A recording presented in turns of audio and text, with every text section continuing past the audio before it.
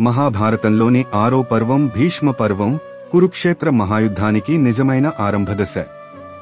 పాండవులు, కౌరవులు తమ తమ సైన్యాలను ఏర్పాటు చేసుకుని యుద్ధరంగంలో నిలబడినప్పుడు యుద్ధ గర్జనలు, శంఖనాదాలు ఆకాశాన్ని దద్దరిల్లిస్తాయి. ఈ పర్వంలో మొదటగా భీష్ముడు కౌరవుల సేనాధిపతిగా నియమించబడతాడు. 10 రోజులపాటు అతని వీరత్వం యుద్ధరంగం మొత్తాన్ని కంపింపజేస్తుంది. యుద్ధం ప్రారంభం కాగానే అర్జునుడు 2 సేనల మధ్య నిలబడి ఎదుట ఉన్న తన బంధువులు, గురువులు, మామలు, సహోదరులను చూసి విచారంలో పడిపోతాడు. తన వల్ల వారు చనిపోవడం పాపమని, ఈ యుద్ధానికి అర్థం లేదని భావిస్తూ గాంధీవాన్ని వదిలి దిగులు చెందుతాడు. అప్పుడు శ్రీకృష్ణుడు చిరునవ్వుతో అర్జునుడి సందేహాలను తీర్చేందుకు భగవద్గీత అనే అమృత జ్ఞానాన్ని ఉపదేశిస్తాడు.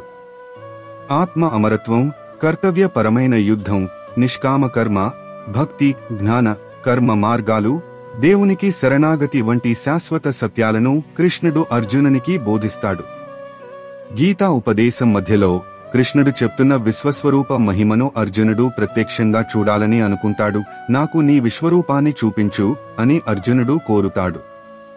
అర్జునుడి ఆ కోరికను తీర్చేందుకు శ్రీకృష్ణుడు దివ్యచక్షువులు ప్రసాదించి తన అనంత విశ్వరూపాన్ని చూపిస్తాడు.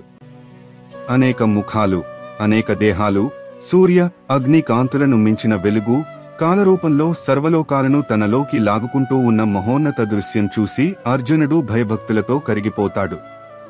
ఈ విశ్వరూప దర్శనం తర్వాత అర్జునుడి సందేహాలు పూర్తిగా తొలగి అతని భక్తి, ధైర్యం మరింతగా పెరుగుతుంది.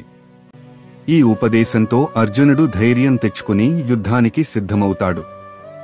యుద్ధం ప్రారంభమైన తరువాత భీష్ముడు దుర్యోధనుడి పక్షంలో అపరాజేయుడిగా మారి పాండవ సేనపై నిరంతరం దాడి చేస్తూ పెద్ద నష్టాన్ని కలిగిస్తాడు.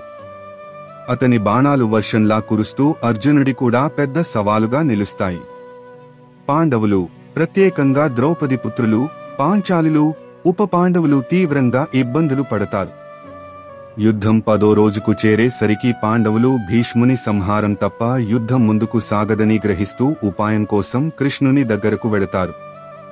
అప్పుడు కృష్ణుడు భీష్మునికి ఒక ప్రతిజ్ఞ ఉన్నదని చెబుతాడు. పూర్వజన్మలో అంబగా జన్మించిన శిఖండి భీష్ముని మరణానికి కారణం అవుతుంది అని కృష్ణుడు చెప్పడంతో పాండవులు అదే వ్యూహాన్ని అమలు చేయాలని నిర్ణయిస్తారు. 10వ రోజు అర్జునుడు శిఖండిని తన రథం ముందు భాగంలో నిలబెట్టి యుద్ధానికి దిగుతాడు. శిఖండిని చూసిన వెంటనే భీష్ముడు పూర్వజన్మలో అంబా అని గుర్తించి తన ప్రతిజ్ఞను పాటిస్తూ ఆయుధాలను కిందపడేస్తాడు. ఇది చూసిన అర్జునుడు భీష్ముని లక్ష్యంగా చేసుకుని ఘోరమైన బాణవర్షం కురిపిస్తాడు. బాణాలు భీష్ముని శరీరాన్ని పూర్తిగా దూసుకునిపోయి అతను శరశయ్యపై పడతాడు. కాని భీష్ముడికి ఉన్న ఇచ్ఛామృత్యువు వరం చేత అతను మరణాన్ని ఎప్పుడు స్వీకరించాలో తానే నిర్ణయించగలడు. అందువల్ల మోక్షానికి మార్గం తెరిచే పవిత్రమైన ఉత్తరాయణ కాలం కోసం వేచి శరశయ్యపై పడి పాండవులకు ధర్మం, రాజనీతి, రాష్ట్రపాలన, న్యాయం గురించి అమూల్యమైన ఉపదేశాలు ఇస్తాడు. ఈ విధంగా భీష్మ పర్వం గీతా జ్ఞానంతో ప్రారంభమై భీష్ముడి శరశయ్యతో ముగుస్తూ మహాభారతంలో అత్యంత కీలకమైన, అత్యంత పవిత్రమైన పర్వంగా నిలిచింది.